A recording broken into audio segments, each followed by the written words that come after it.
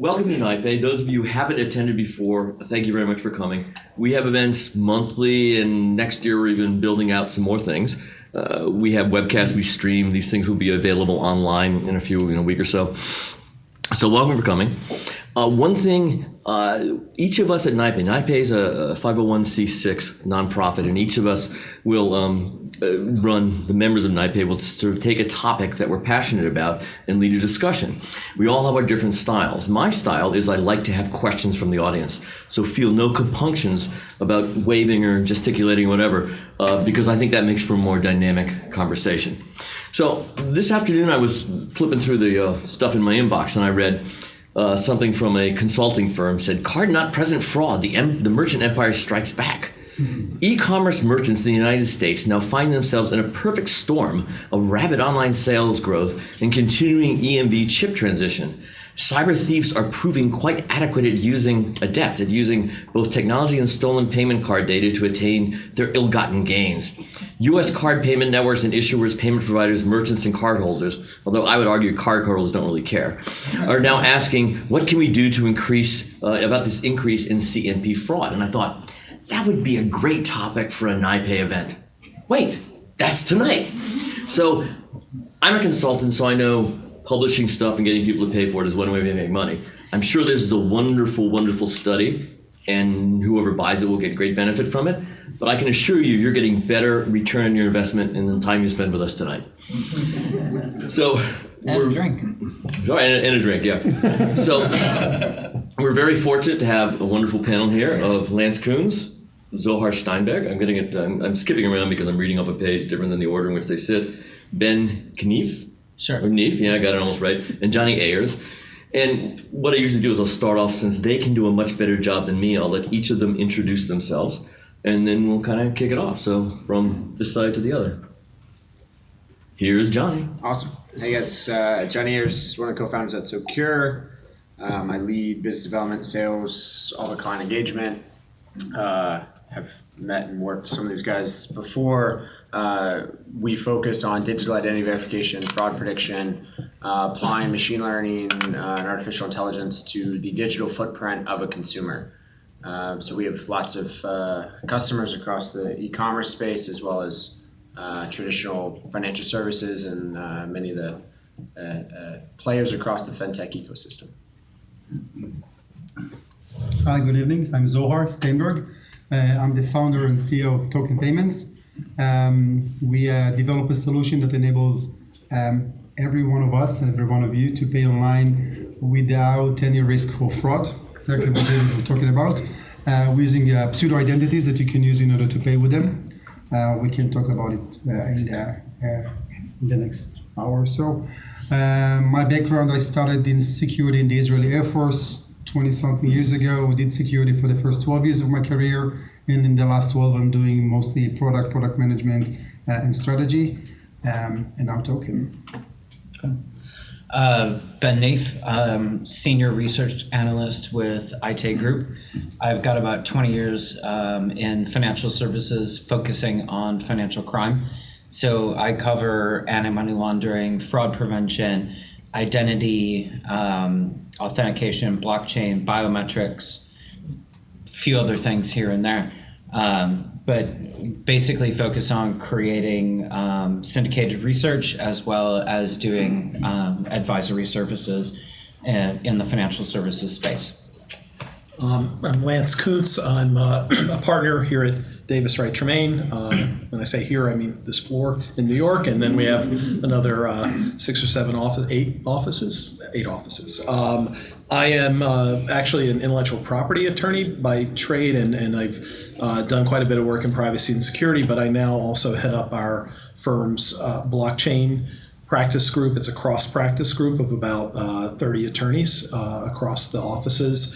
And so that's what I'm here for tonight, is the blockchain side of things. And Lance just reminded me, I was remiss in not thanking Davis Wright Tremaine and Lynn Walker here. Hi, Lynn. Lynn has been phenomenal. DWT have been phenomenal supporters of NYPAY and other events that we participate in. And I want to thank you guys very, very much for providing the venue and a lot of the people who helped us out. So again, thank you for DWT. So yeah, AWT. Start off with, so let's just think about that bit I read from another bit of syndicated research and kind of the fraud landscape right now, and kind of what is your take? We've had the chip cards come out, and that has gone well in some cases and not so well in other cases. If you saw our panel, and I think it's actually available on YouTube, with merchants and other people talking about it, you can get a sense of how it went. So where are we going right now? What are you guys seeing? So maybe we'll start over on that side, or maybe even Ben, because Ben is kind of overlooking the industry, and then we can go from there. Sure. I mean, with respect to chip, the reality is that the rest of the world has already done it. We're way behind. And the way we're doing it is, quite frankly, stupid. Not going chip and pin it's much ado about nothing. We're not actually solving the problem. We're taking on all the cost, but we're not actually solving the problem that will provide greater security and a better payments experience for everyone, consumers, merchants, and issuers. So, I mean, to be brutally honest, in the United States, our transition to chip is more or less a waste of time, in my opinion. It does provide a little bit of value because it can move us towards a world where it's a little bit harder to counterfeit cards. And if we can get enough critical mass, then we can take mag stripes off, and we can reduce or eliminate skimming. We can take care of some of those basic counterfeit types of issues.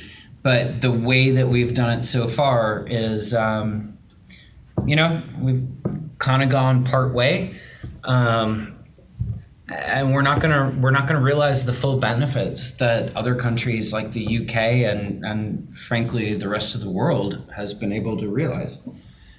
So I don't mean to be a downer. Maybe everyone who wants to go around and do another round of drinks at this point, but that's my honest opinion. At least we had 8 seconds every transaction. Yeah. Although you have to admit, Visa did a great job of coming up with a really creative way of in improving the transaction throughput, speed. But then it all depends on merchants, on which merchant you're with.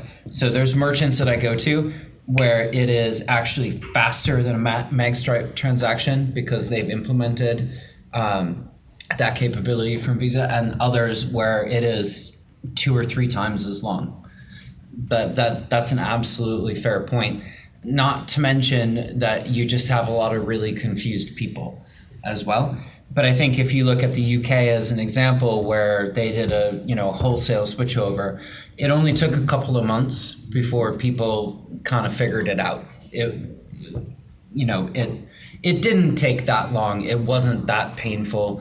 And now today, if you're traveling in the UK and you give somebody a magstripe card, it's going to take a hell of a lot longer than a chip and pin transaction, because you have to explain to them how to make it work. And believe me, I lived in London for 7-8 months, and I only had a magstripe cards, and it was painful all the time. So, I think that there's another way or a few more things that is happening with EMV. I mean, from one side, the good thing is that public consumers are aware that there is a problem, that card not present or card present or credit card in general are not really secure. They're not really protecting our privacy. So one thing that they did, it's increased the awareness. People are starting to ask questions. They're starting to realize that it's not secured, which is good. Starting to be aware of the world we're living in. The second thing, what happened in Europe, in the UK, etc., what we see is that when those countries switched to EMV, the fraud of card present went down dramatically, but card not present went up 6 times. Yep. Because hackers understood that the effort that they need to put in going to card present is much higher and the reward is low, so they went online. Yep, absolutely. So I think that those two things are interesting also in what David said. I mean, we're seeing new trends that are happening with EMV, the awareness from one side and the risk going online, which is interesting. I mean, I saw it described once as, sort of if you look at fraud as a balloon, but like the pushing on it, so in Europe, where you go down by 75% for card present, it just means it goes up on the other end, and a lot of it came here. So, I mean, there's more focus on fraud in the U.S. after that. Well, and cross-border fraud was a major issue, particularly when the UK switched over, where skimming was happening in the UK and really Western Europe in general. But the cash out was actually happening in the US. Right. So they were taking those cards to the U.S. where we didn't have chip technology in the merchants. Yep. Right. So I actually have a question that came in from a British friend of NYPAY who couldn't be here tonight. And he said, in the U.S., we've recently rolled out EMV, but we didn't implement tokenization instead of, or at the same time as EMV. A different token return from each card interaction makes it harder for the criminal to exploit and could have mitigated some of the increase we are currently seeing in card not present transactions. Any thoughts or comments on, I mean, you could talk about the politics of why that didn't happen or whether that argument is a valid one? I think it's valid from technical point of view. It solves part of the problem. The same way that PCI was supposed to solve it a few years ago because all the database was supposed to be encrypted, and then no hacker was supposed to be able to hack them, but they did. So now we have the new things of tokenization that instead the data is going to be different, and everything is centralized in the token vault. It's all by Visa, MasterCard, American Express, and Discover. But the question is, what will happen if they're going to get hacked? And then everything is out in the open. This is one thing. The second thing is it still doesn't solve the last mile. Still, us, the users, if you look at it from the consumer point of view, we still need to give our card to the merchant. We still need to enter our number and our name when we're shopping online or if we're providing our data over the phone. So it doesn't solve the experience of the user. And you touch a very interesting thing. I mean, if you look at the pain, yeah, I would agree with you. The issuer don't really have pain in this case. It's mainly the merchant or the users, and we tend to oversee the user pain in this case, which again I think it's an interesting thing. When we spoke earlier today, the word token went right over my head. But now I got it. So Okay, you got it. You're talking about the multi-factor authentication, which, like the token would be a CVV that's variable. No, not necessarily. So tokenization is a way for a merchant when he's getting your card, not to store the card is in his database, but he's going to send it to the network, let's say Visa, and Visa is going to send them a hash, some kind of a different mechanism to identify the card that only they know how to do that. So reference. Yeah. So for example, if a hacker is hacking into this database and steal this hash, there is nothing he can do with it unless Visa, MasterCard, or Amex will translate it. This is one way of tokenization. There are different kinds of tokenization, visual tokenization, and other stuff, but in general, it's a way to mask the data in a smart way. Well, and I think, and correct me if I'm wrong on this, but my view of it, or the way that I tend to describe it, is that it means you've got a piece of data that's only useful for one transaction. So if you steal it, it becomes useless. So if I steal your credit card number and your expiration date, whatever, if I steal your wallet, that I can use that for as many transactions as I might like. When you tokenize, if you steal the tokenized data for that transaction and try to reuse it again, you're out of luck. It doesn't do anything. Is that a fair way of describing it in general? Because sometimes it's for transactions, sometimes it's just to mess up with something else. It's useless. You can't use it without any. Yeah, that's exactly. Yeah, that's a point. So in the case of go ahead, please. Yeah, I was going to say, David. I mean, from our perspective, right? Tokenization aside, where we focus on really the identity. Even if I steal Ben's credit card, typically I'm going to alter elements of the identity. And I think traditionally what we've seen with a lot of e-commerce sites is they focus on transactional fraud. They'll focus on the device. And where we're seeing a lot more merchants is focusing actually on the identity. Because if the identity is bad, or rather, if the identity is good, I can pretty much predict that the transaction is going to be good. If the identity is bad, I can pretty much detect that the transaction is going to be bad. And so we're seeing big box retailers from, the ones that most of us shop at to startups start to invest more and more and more in kind of that, we'll call it day zero, as consumers no longer want to go and create an account at Best Buy or create an account at Bonobos. They want to check out as a guest. And in that guest checkout, this e-commerce site has to make a risk prediction with effectively no transaction history on the individual, no purchase history, no site or device history. And so we're seeing a lot more identity-centric prediction up front, regardless of tokenization or any of kind of the subsequent. No doubt, and they take the liability. I mean, merchants take the liability today for fraud. If a merchant authorizes a transaction that is frauded, yeah, but the merchant doesn't authorize it. The issuer authorizes it. Yeah, but but again, the merchant is in the end. The merchant is stuck with the chargeback. Yeah, if there's a chargeback, or Visa's not eating it. The merchant's on a TV. They're out the transaction fees. So walk me through a little bit, because I know you guys a bit. I mean, and Sunil was at one of our panels a while ago. Sunil, right? Okay, got it. It's hard to remember all these panels. But how would that work then from a merchant? You're talking about a big box merchant working with you for identity validation. What would identify the customer when they come in that they could do an identity check? So I'll take kind of through a flow and I'll do it reverse for the audience. So usually, up front, they'll do a device check. So is this a bad device? Is it a known bad device? Have I seen this before? And it's all e-com right now. Yeah, so it could be threat metrics, Ivation, NAuth, 41st. Any of these guys that have a big kind of collective intelligence around the device. Is this, a bad iPhone or a bad desktop computer? Boom, say no automatically. And then the second piece they'll look at, is this have I seen this IP address or this original identity information in our kind of internal bad list? And then they'll basically you've got like a blacklist, as it were, of so IP there'll be addresses. a blacklist of devices, and then they'll have their own internal blacklists. The bigger retailers have gotten beaten a lot of times, and then they'll start to run through their kind of identity checks. And sometimes they have different elements internally, but basically they'll take a name, an email, a physical address, a phone, an IP, sometimes variations of that, sometimes a billing and a shipping, and then they've built models. So some will use models within a certify, some will use kind of a combination of an email age, a threat metrics, an e-bureau, a CIF science. The more sophisticated ones have built models taking all of them into account. And the real smart ones take device data, identity data, transaction data, internal data, and then they build a model on top of that. And it's really hard to fake all of that information. Really, really, really difficult. Yeah. And then obviously for them, it's about finding the balance of what they have to pay us, the vendor, and obviously what the loss is. And the more sophisticated ones, I think, are moving to new types of machine learning, new types of logistic regression.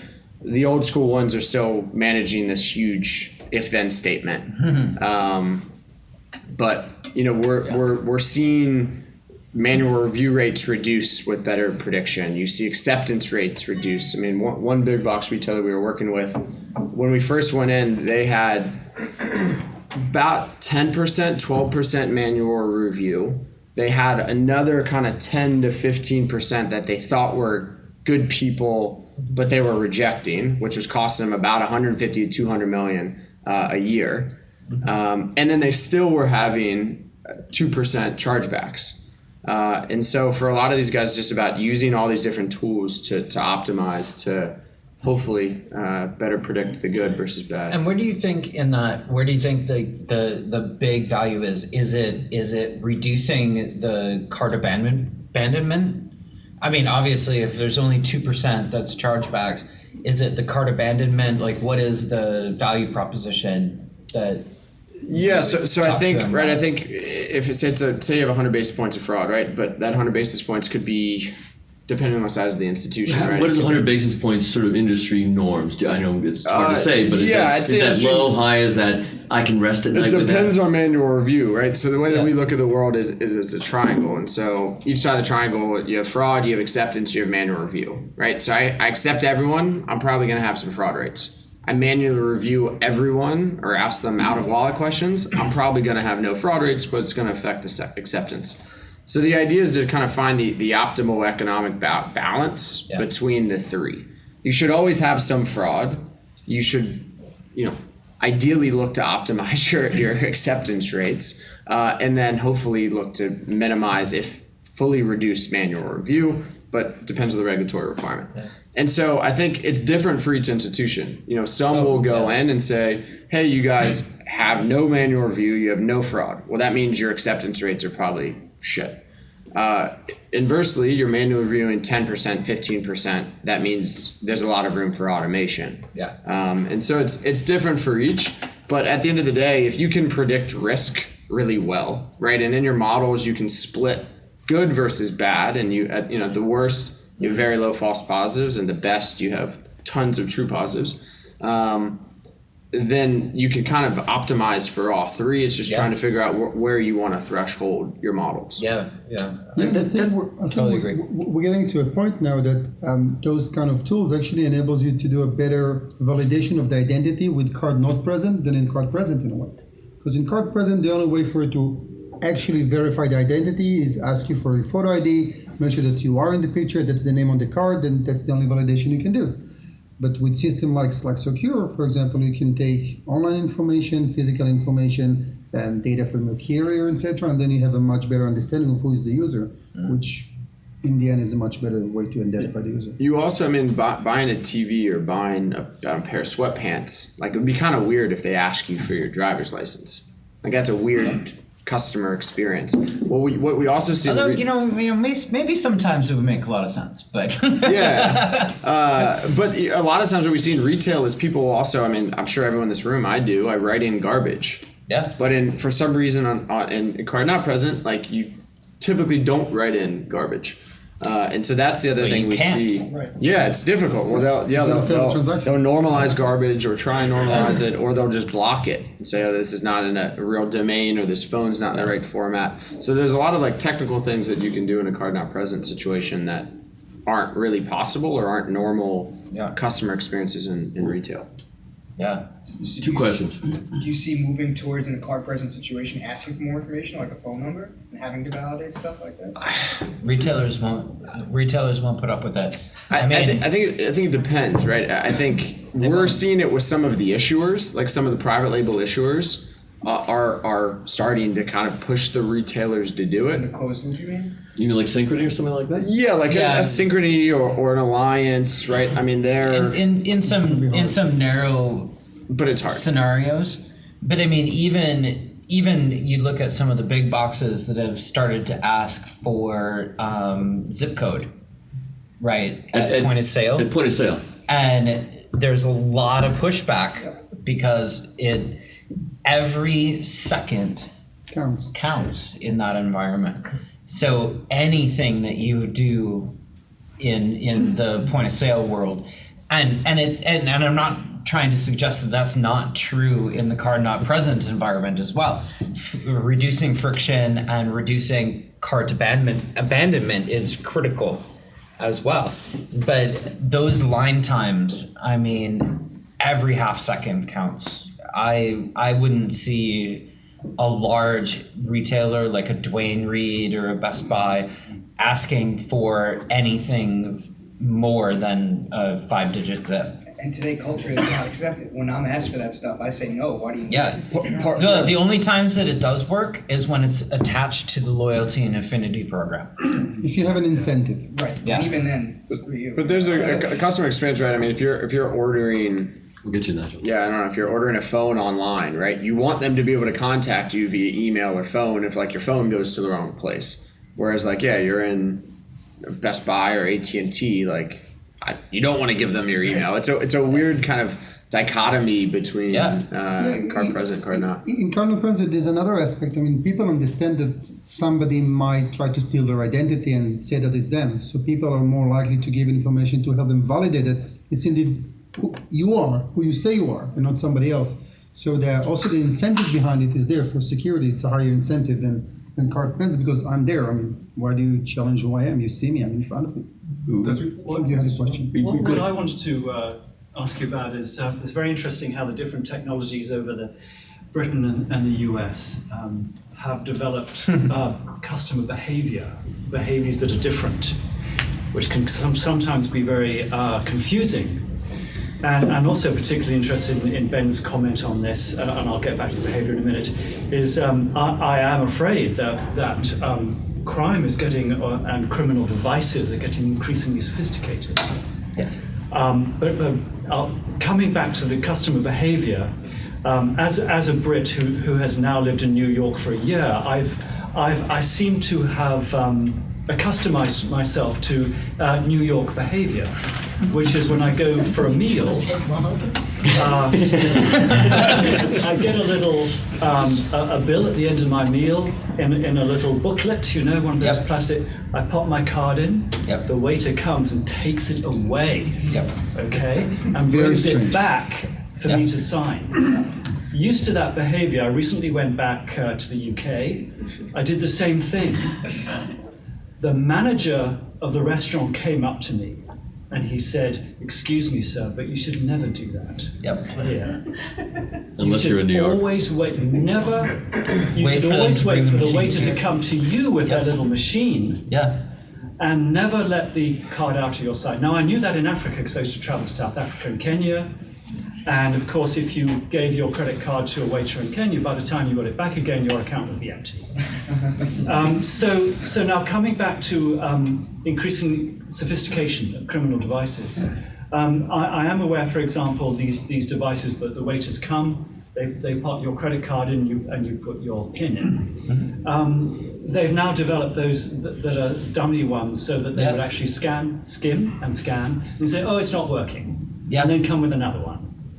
So I wanted to ask your question on a couple of things. First of all, what are you seeing in terms of sophistication of criminal devices? And secondly, do you think there's a way to change the kind of the cultural behavior that we've adopted in different markets so that we could become more aware of how we as consumers should behave? Okay, so I think those are really good questions. I think we all probably have some thoughts there. And I can share with you the opposite experience, being a New Yorker who lived in the UK for a year. And because I was not a resident, you know, I didn't have a bank account. I had to use my US card vehicles. But, you know, it was still the same thing. You know, the server comes, they bring you the machine. I would have to teach them how to swipe it. But, you know, we would manage to work things out. And like you said, never let that card out of your sight, right? And I would tell that to anyone in the US except for the fact that you will not be able to go to a restaurant. I mean, you would literally have to get up and walk over to the point of sale terminal and watch the server swipe your card. We don't have that infrastructure, and it's going to take a good bit of time to change that perception and just change that behavior amongst what is it, 250 million card holders or whatever we have, a whole bunch of people, right?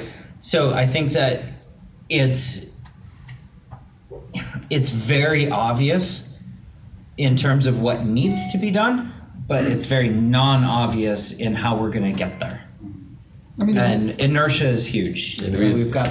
No, but the only observation on that is that that's hardly a case of new technology. I wish I could say that I'm 20 years ago, I was in Paris and they were already, that was the custom, you would never turn your card over, and it's because of the patterns of a debit-driven society. Absolutely. So we're now, I'm curious whether it's an infrastructure question or if there's opportunities to think about it from a, they built the infrastructure based on the fraud risks of that. No, we have the infrastructure in the United States. The infrastructure is there. I mean, you guys tell me if you disagree, but the infrastructure is there.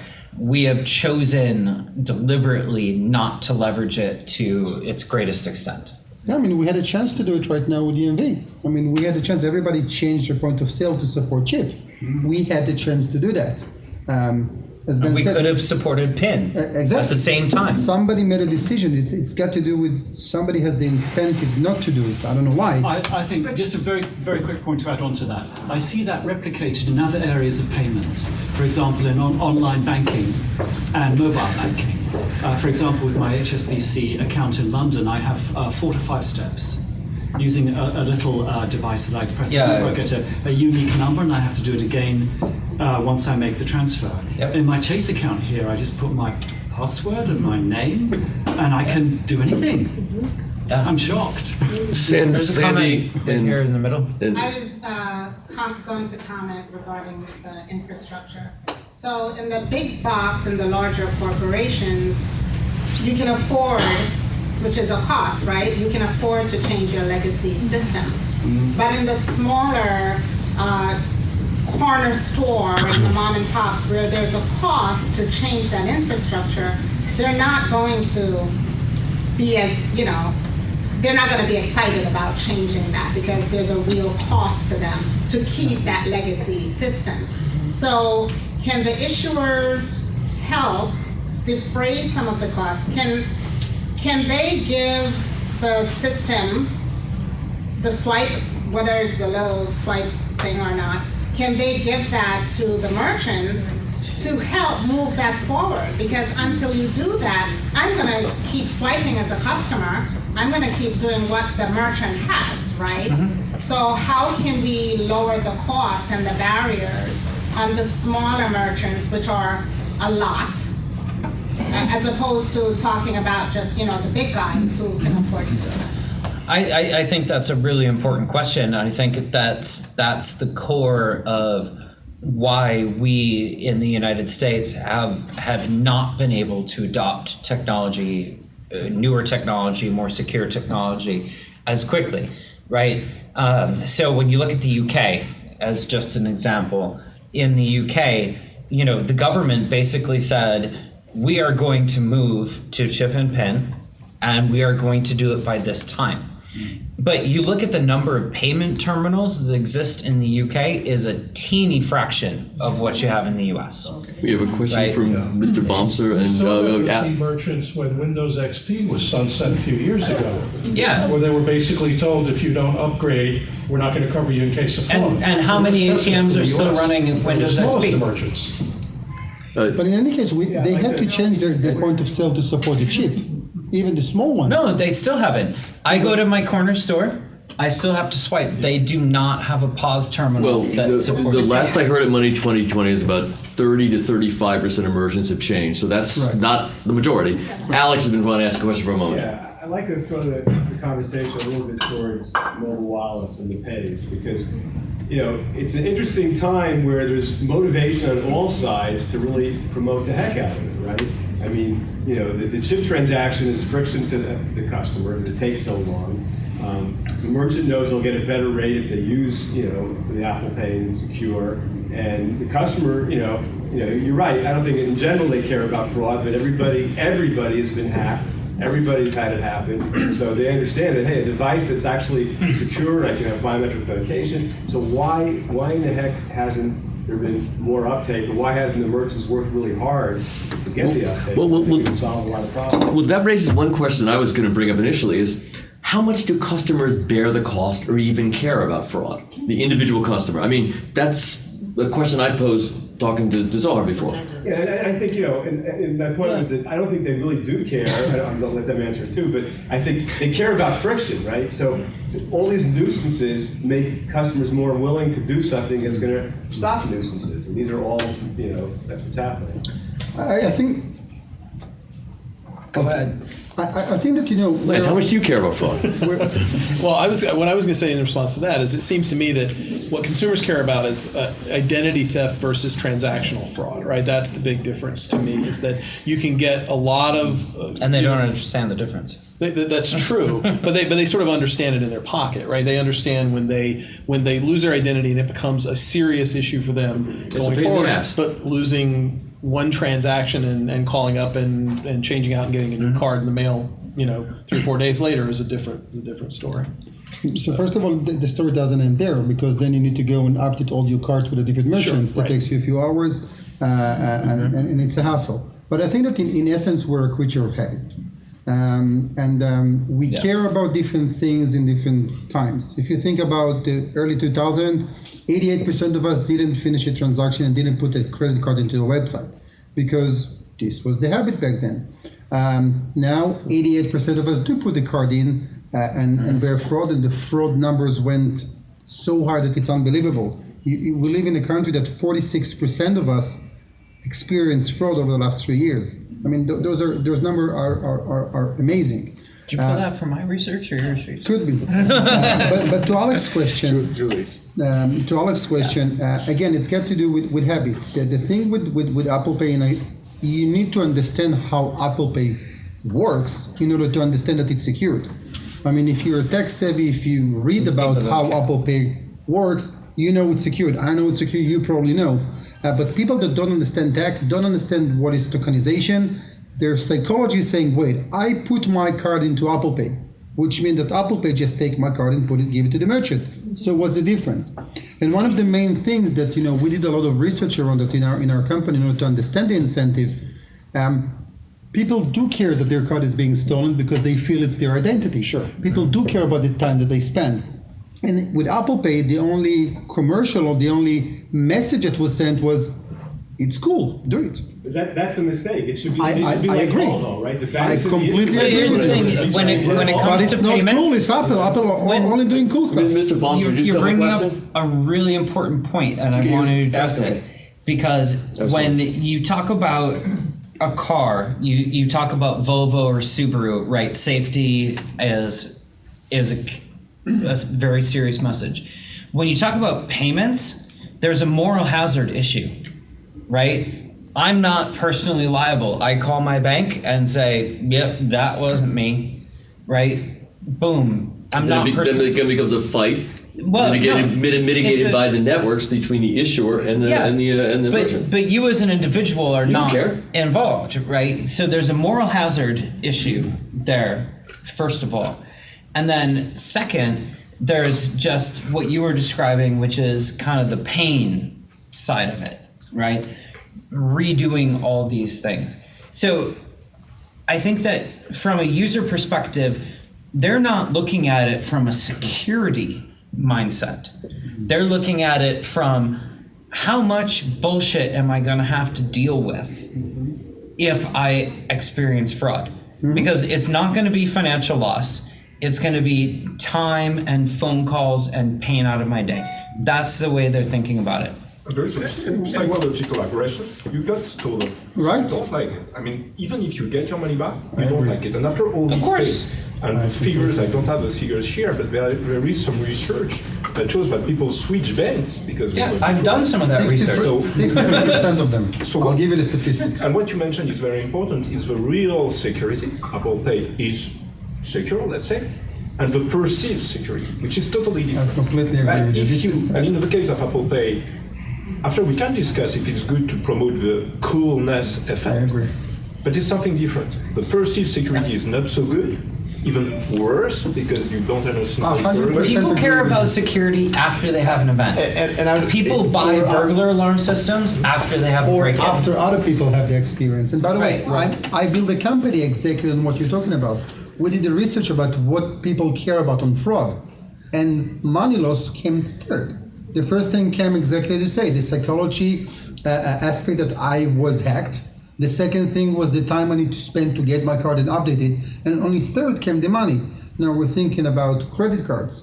30% of American cardholders don't have a credit card. They only have a debit card where they don't get their money back.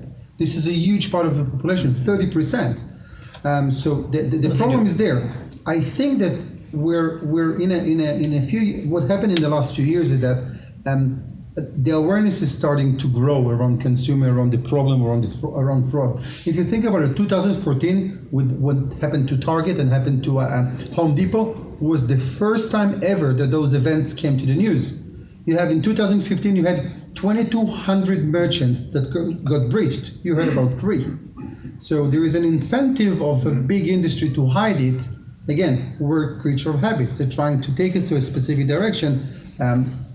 We personally believe that people do care about that, and that's why we develop our solution that enables you to do it completely fraud-free. Can I ask you just for a quick clarification, though? Sure. On the debit card side, under Reg E, consumers are liable only up to the first $50. Yeah. Assuming that they, reported it within a certain amount of time. So I just wanted to make sure it's not unlimited liability. It's not unlimited liability. How many people out of the 30% know what Reg E is? No, nobody knows. And you know what? Almost every financial institution has a zero liability policy, so they even skip the first $50. I just wanted to make that clear because it kind of because that's a perception, and we've discussed this. Angela had a question, and Beth had a question. Angela. Yeah, this is probably an ignorant question, but no. But the point of this is to if people use acronyms, and if I miss this tonight without explaining them, I usually penalize them.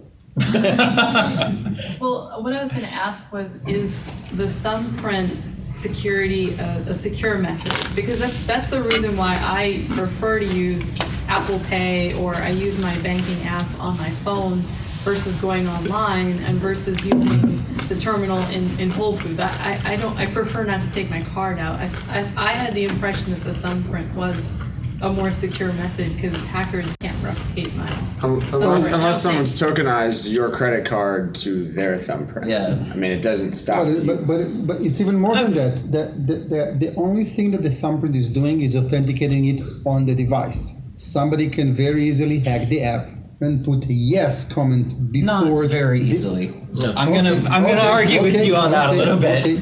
Listen, one thing we have to be careful of when we're technical people talking, if you're really technical into it, you think of things as, I wouldn't say A, B, but in the perception of people, it's a relative. Is this significantly more? I'll explain. When you're doing a transaction, there's an API call. I mean, somebody. What's an API call? Who knows? Does everyone know what an API call is? Everyone knows? I'll redraw the acronym. I'll explain. I'm going to penalize you if you're not careful.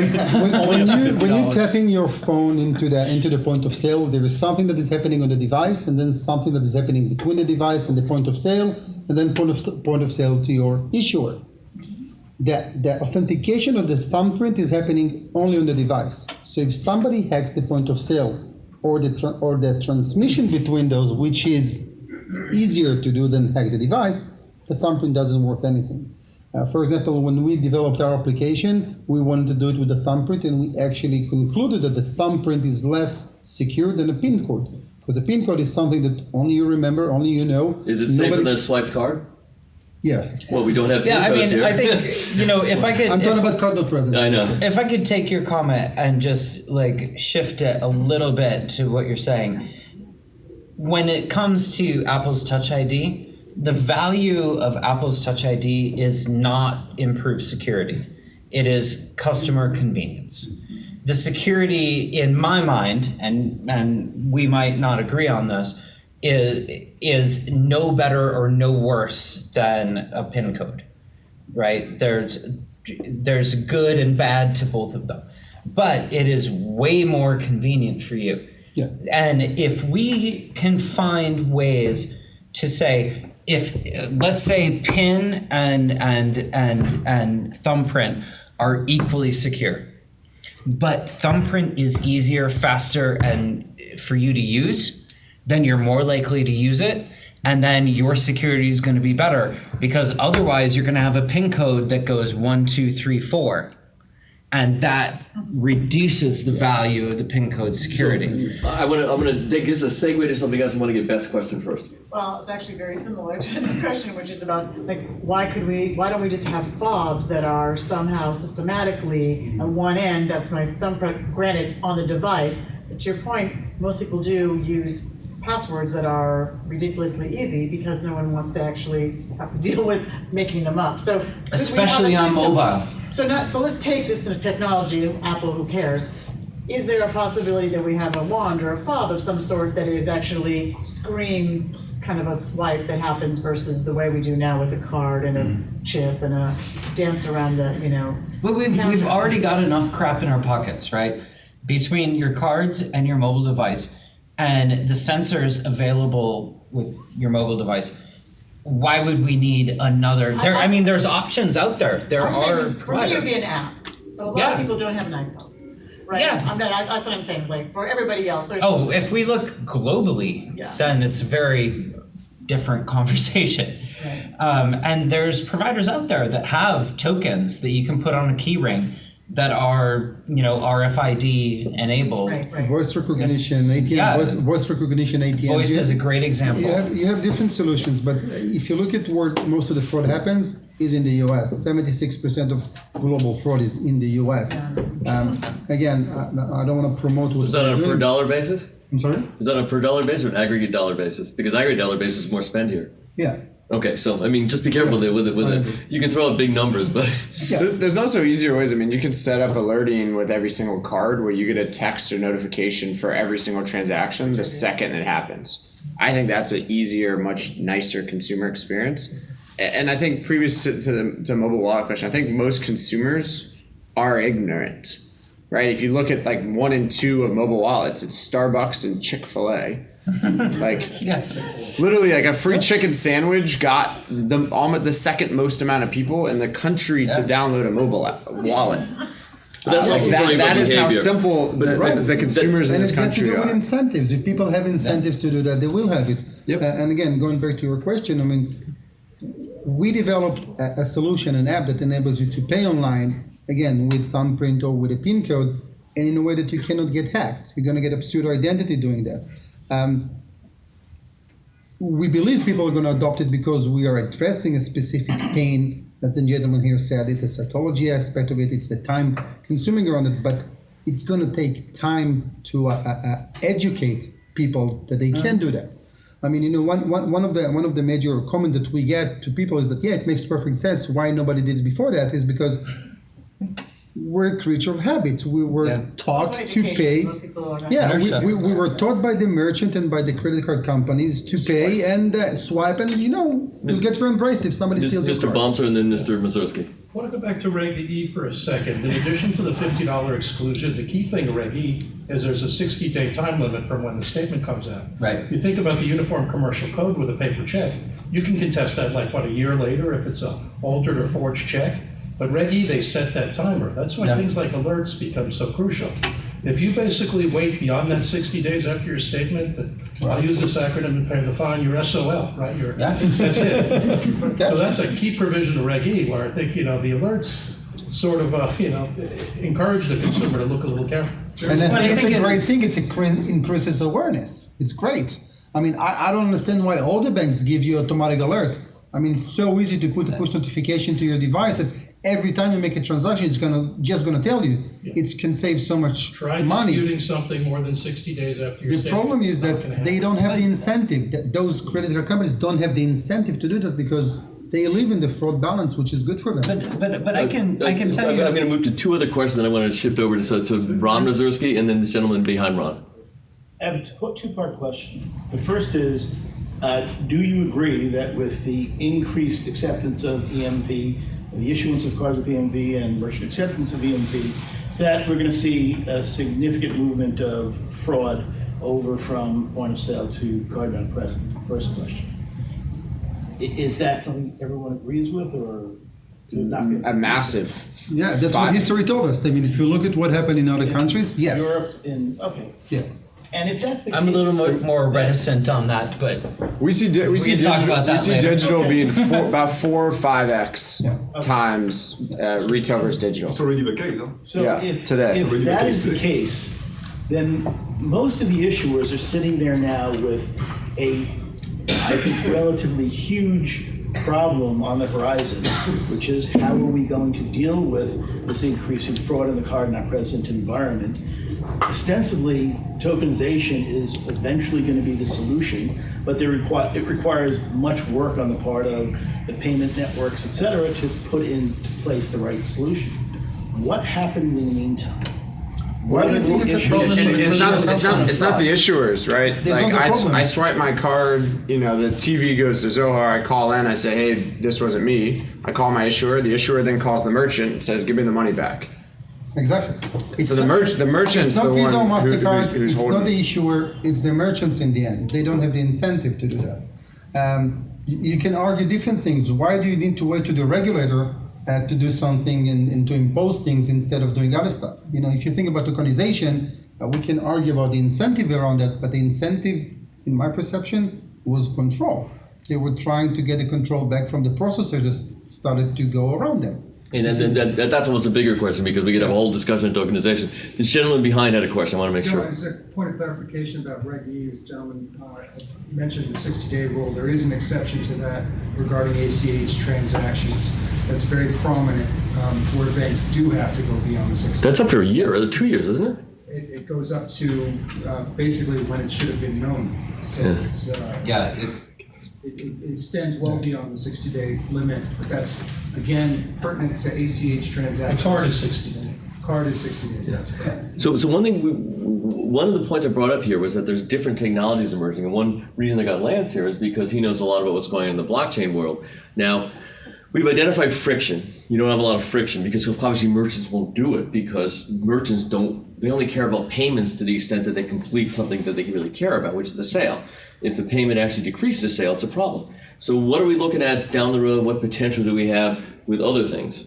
Well, I guess that's kind of a big question when it comes to blockchain. It's a big question, so, but I mean, you haven't had a lot of time to talk. Yeah, no, true. For those in the room who don't follow blockchain, I mean, ultimately it is a shared database. It's a peer-to-peer distributed database. There are two different types. There's the public database, the public network, which we think which currently there's Bitcoin and there's Ethereum are the two big ones. Bitcoin has a $13 billion market cap now, and that's a public network. There's also private or permission blockchains that are being built by consortiums of banks, by consortiums of other groups, some governments that are looking into this as well.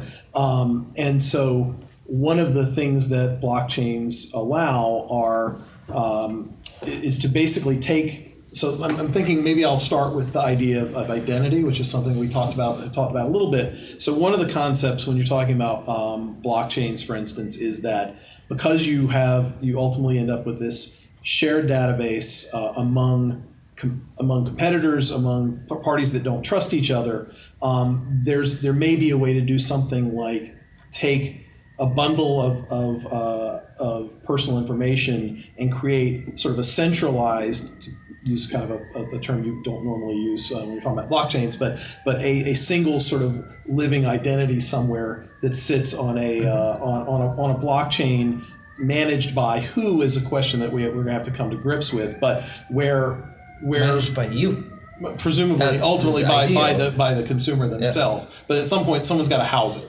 So the question is, everyone houses it. It's on the blockchain. Well, the problem is that a blockchain is not so good for storing underlying data. So ultimately, a blockchain moves. I get what you're saying. Yeah, right. It moves hashes around. I hear what you're saying. So somewhere there's going to have to be a silo of some sort that has information in it. Some trusted entity. Right. Some trusted entity. Presumably. Or it's going to be distributed. Or you can have it. Or you can ultimately distribute it. We all ideally have mobile devices that have a lot of storage on it, which are very good encryption, and right.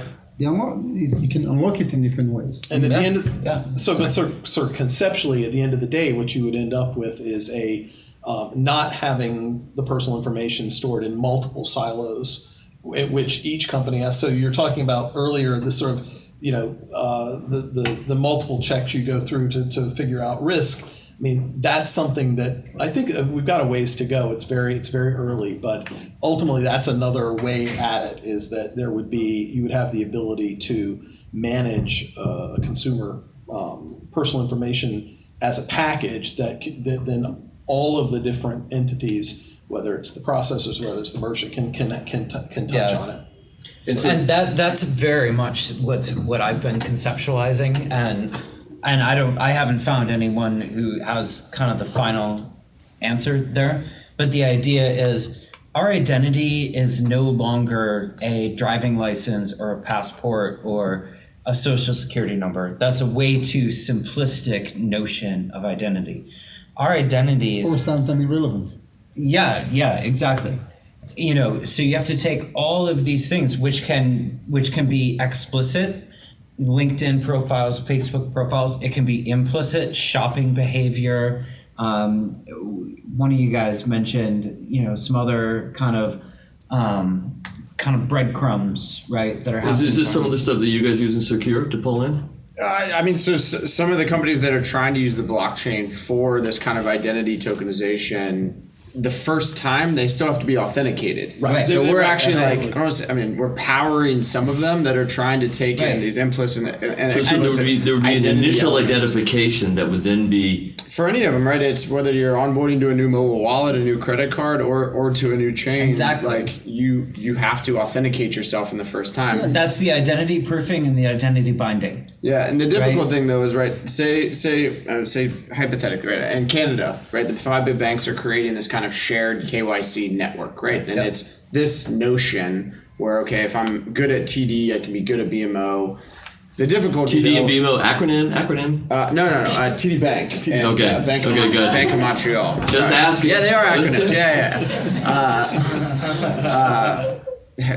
Shall I go to CIBC? I don't even know what it stands for. Imperial Bank of Commerce. Canadian Imperial Bank of Commerce. Yes. So the difficulty is if I'm authenticated for a first time and it becomes this kind of like trusted ledger, then I could effectively attack all of them, right? Say I'm good for 12 months. Right, yeah. With one attack, I could be authenticated into every bank. Yeah. And attack all of them. And that's the conundrum. That's the challenge. Because you can be a good identity and be a terrible person. Yeah, exactly. That's exactly right. And that's the challenge that we need to deal with is, we can build this phenomenal identity system, right, that works really, really great for almost everyone. But the bad guy gets in and it works so incredibly great for them. Yeah. And we see that over and over and over again. Now the question is that risk big enough that we say, well, let's keep doing it the shitty way that we've been doing it? Is that just saying though that so first, how would that work in a commercial context then? So bringing it back to what we all know on a daily basis is buying stuff online. Mm-hmm. So if you were to have this centralized identity of some sort, how would that function? What would be the flow of you go in to buy something on a website? How would this integrate? So first of all, we need to remember that blockchain is a technology. It's I understand. It's not an application. It's not a solution. It's a tool you can use. It's a platform. It's a platform, but what I mean. I just say that because everything's a platform. Yeah, I'm a platform. It's not this solution. It's something that you go and you build a solution on top of it. That's why something like onboarding will always be an issue. Exactly. Right? I mean, it's just a platform. Absolutely. So to your question, one of the things that we were looking at is that you can use blockchain or whatever technology or platform you use to have this information, but you need to enable the consumer to allow somebody else to unlock it. Mm-hmm. This way that even if a hacker's hack this, he doesn't have the key. In the same way, and I'm sorry for getting technical, but if you look at encryption, private key and public key, in a way you can give away your public key to everybody else. There's nothing they can do unless you gave them your own private key in order to open it.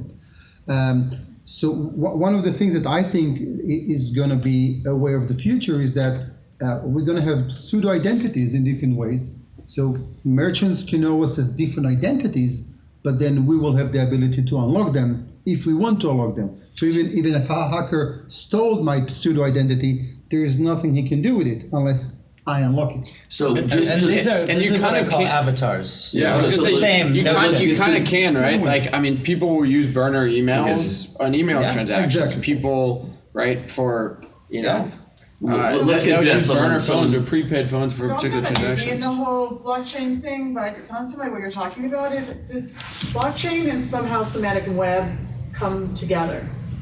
Because what you're talking about with the lockers, of which I own a personal ID, I'm pushing into the web what I want, and then the web gives it back to me, right?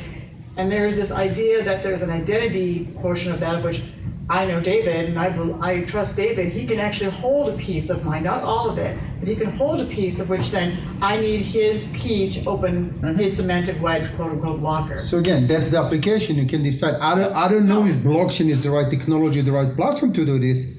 We, for example, decided not to use blockchain. Blockchain is not the ideal solution for every application. Sometimes it can even be They seem to the wrong overlap, one. but maybe It not can the be, same again, there are different ways to I implement think different solutions. I think you're describing a very interesting idea that blockchain is sometimes a useful component of, which is this notion of multi-keyed wallets, right? And this has come up a lot in my conversation with folks when it comes to trade finance in particular.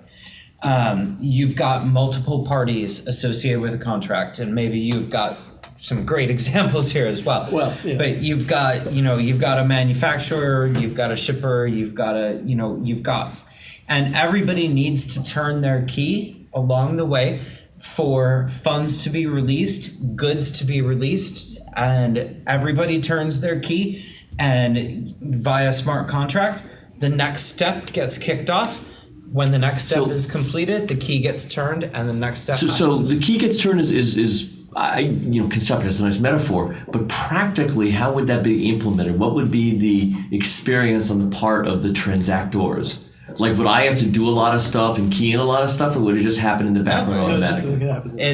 It's magic because smart contracts define what needs to happen by who and when, right? So let's. Approval. Yeah, again, it's a simple trade finance example would be, I place an order to have a particular piece of equipment produced in China. That needs to go to a shipper, which is going to arrive in LA. It's going to arrive in LA, and then I need it to get onto a truck to get shipped to Ohio, where I'm actually going to use that piece of equipment, and it's going to be unloaded, right? So we've got a bunch of parties that are involved there. But the approval might just be scanning the crate. Yeah, right? exactly. That's what and happens. all along the way, using ancillary technology, there's nobody that needs to be personally involved. You get the scan code, it's arrived. Okay, check that off. You get paid. Get the scan code, check that off. You get paid. And then the one thing I'll say is that they're centralized systems that have nothing to do with blockchain that can do that right now. Yeah. I mean, right? It's not blockchain is something that is. It's just a tool. Is a tool, but what it means is that you can have many different parties who haven't set up an agreement or contracts where they trust each other necessarily, all operating on the same system.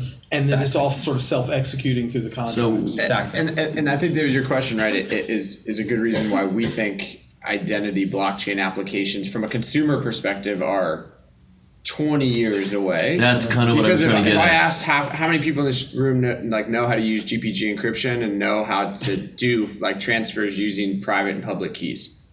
5? Anybody? 7? I don't think they're that far away. I think that nobody is. If we do it right, your average consumer isn't going to even know. But that goes back to the point you raised earlier. I think is critical in this is the friction. How can you implement some of these with minimal friction? Because your average consumer doesn't know how Visa works. You and I might know how Visa works. But your average consumer. But we're going to have to. But so does your phone become your token that can write to the ledger? We don't know yet. Yeah. Let's let Randy. Because there'll have to be some consumer shift, right, between where do I provide my shipping address? You asked a question which nobody answered. Take it. The question was, you went right into the easy question, which is how does the smart contract work on the logistics problem of trade finance without even going anywhere near the question of identity management. And I don't know whether that was intentional or you don't have the answer thought through, because that to me is the big open question in all of this. Of course, is the not only what value is the identity information in the blockchain, but who grants it and how do we prevent that from being hacked? Just like my wallet can get stolen and my credit and my driver's license. So I was using that example with kind of an unstated assumption of a permission blockchain. To answer your question, where the parties have at least some degree of trust between each other.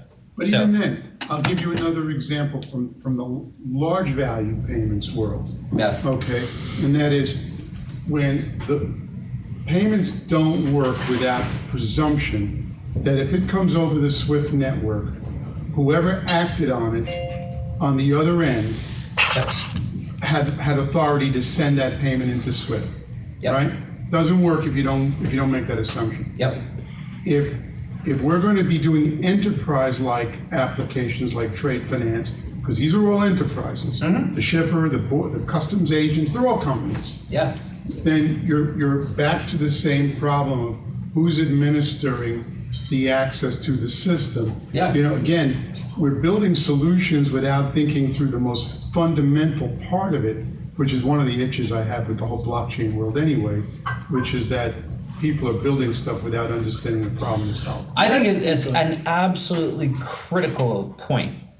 And so and I like the way you separated the technology, because we have lots of examples where technology can do things, but they can do things that maybe we don't want the technology to do, right? And so you can't ignore the people and process layers that go next to that.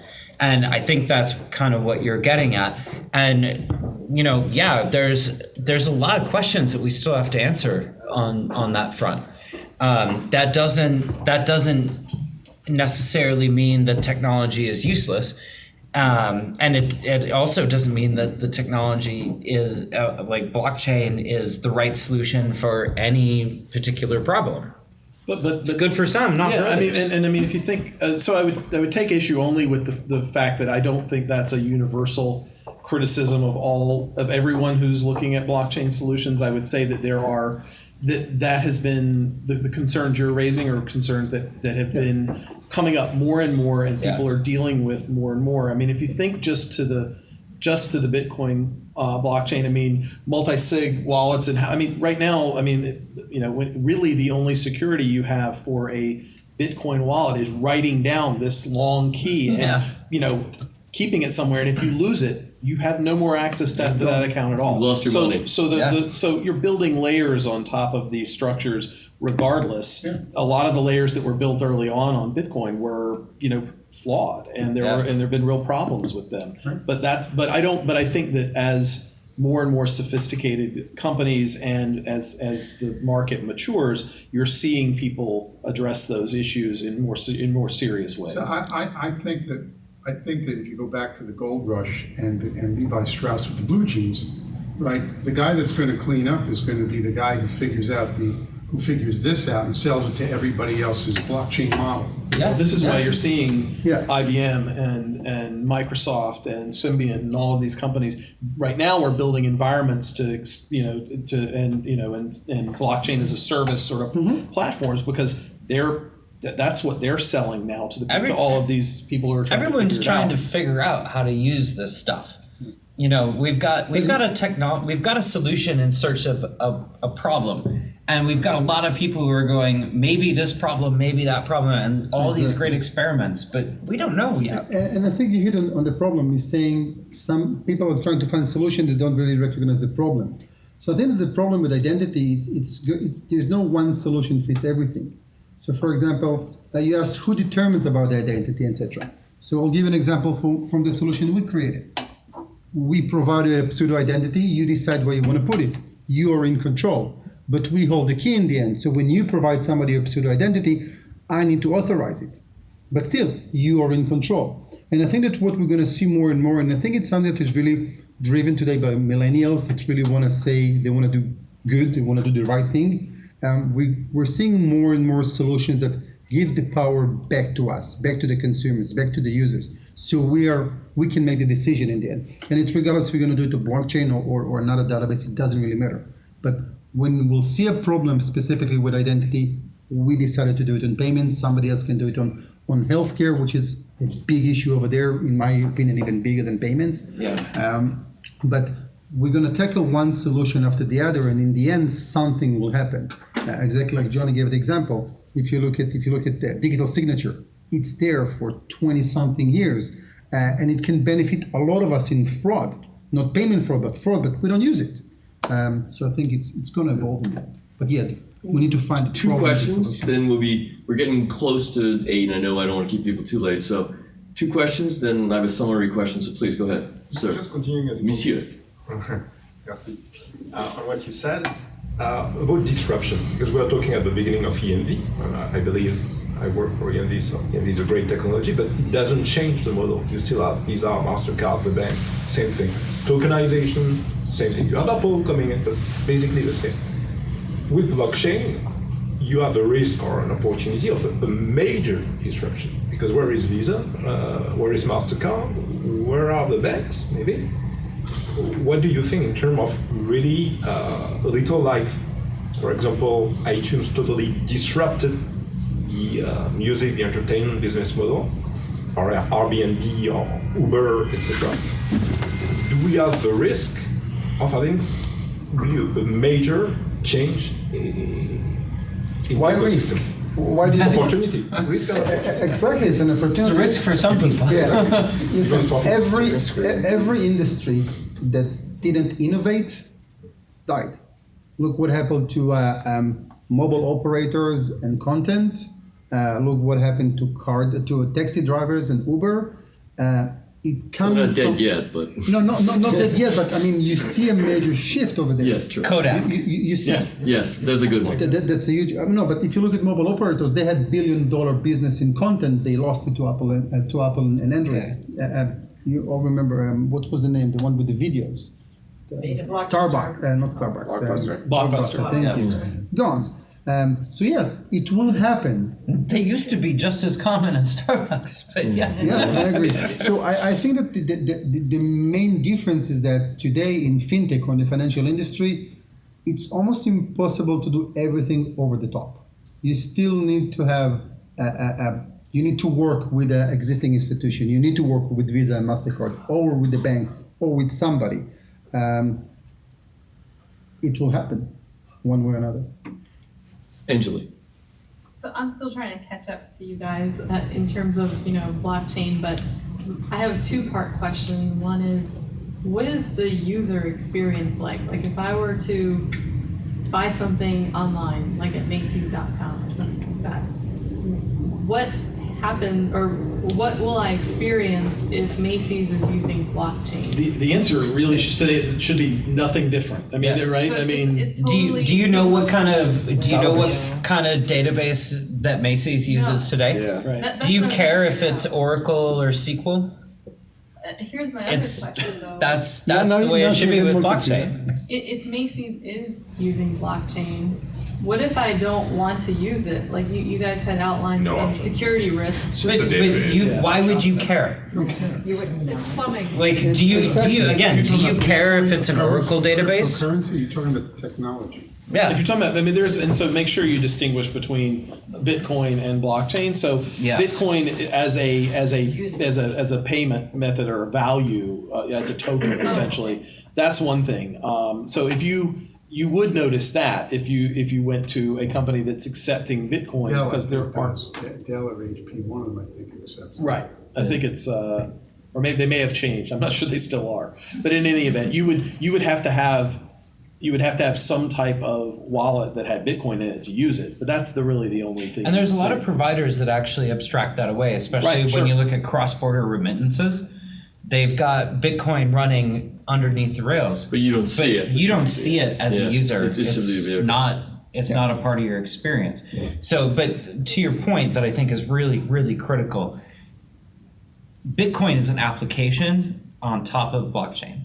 It's a currency. It's a currency. It's like you can decide to. Can't say that out loud in front of. I'm sorry. It's a currency. It's an application. It's an application. I'm trying to simplify. So when you really look at blockchain fundamentally, it is a new, different kind of database technology, and you build applications on top of it. You go shopping on Amazon. You don't care or know that they're using AWS and they're using Hadoop and they're using, all these different... Acronym, go ahead. Yeah. Buzzwords. Yeah, but you don't care and you don't know and you don't need to, and that's the same thing with blockchain. So I'm with you now. There's Alec one, and then I'm going to start a wrap so we can have another drink or whatever and chat. Alec. Yeah, so this is more of a comment. I think a great analogy is that when this stuff becomes foundational, people won't even know it's there. So a great way to look at that is like SSL certificates, right? Yeah. No consumer even knows or cares. When it first happened, you know, if you were smart, you knew to look to make sure it was a secure site, right? Now every site has it, and nobody knows what it is. Yep. And we're still an insecure internet, right? But when the next thing happens and it becomes embedded in the infrastructure, you won't know it's there, but it'll be better than it is. So now no one's gonna. I mean, I bet you my kids who are 12 and 9 and 7, they will never hear the word cloud computing. It's not. I don't want to take that bet because I can't only handle the one that I got. So I was gonna say, like, I mean, imagine when you go surfing the internet, like, you don't notice HTTPS, or you don't notice that Capital One moved into AWS. Nothing Do you have any changes in idea your life. that a site is using Node.js or? But you don't need to care about it. You don't. That's the best technologies are technologies that are being implemented in a way that the consumer don't feel, see, or hear about it. And when you use it, you get a free chicken sandwich. That didn't happen. We all felt it. No, that's a good point. I've got to get one more question. And so to go back to EMV, we talked about how there's a lot of retailers that are not making the switch, but in New York City, at least, I find almost all of them have made the switch, but more than half of them put a little piece of paper in there that says swipe. Well, they haven't made the switch. Someone's sold in the terminal, but they haven't turned it on. Exactly. Or it hasn't been certified. And it's very easy to solve it. You know, the federal government needs to put a date, and that's it. And to be honest, there was a date. So that brings me around to a different point that I want to say. And I pitched this as having a tiny political. This is like another 1 hour conversation. So in the next 2 to 3 years, thinking about commercials, kind of the way we do things, convergence of the rest. Trade finance could be a whole other conversation. But thinking about kind of the commercial application online, no fraud is moving. There's no question about that. We've talked about different ways to approach it. And we also have a very different, potentially, regulatory environment that could come in.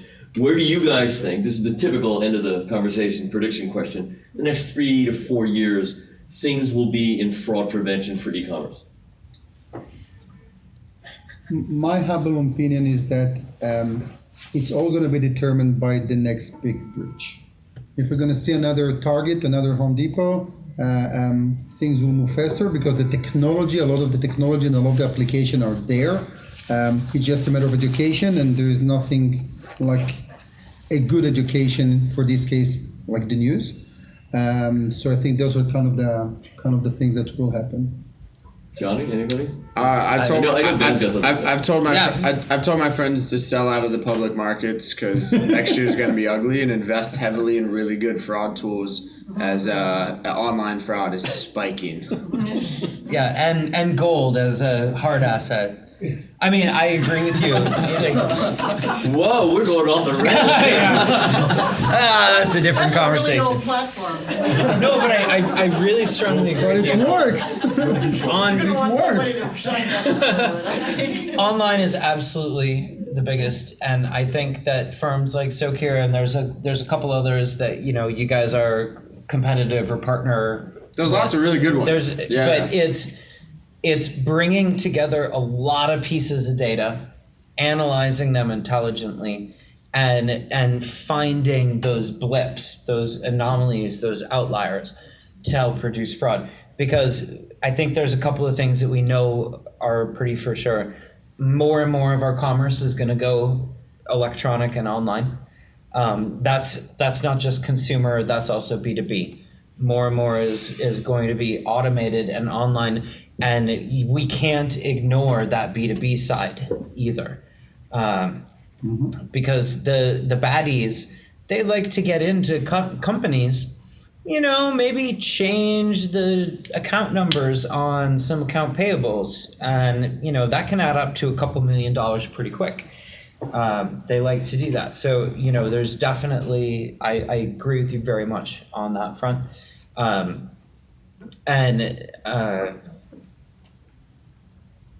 And then my train of thought derailed, and I'm going to hand it over to you. Anything you have to Lance?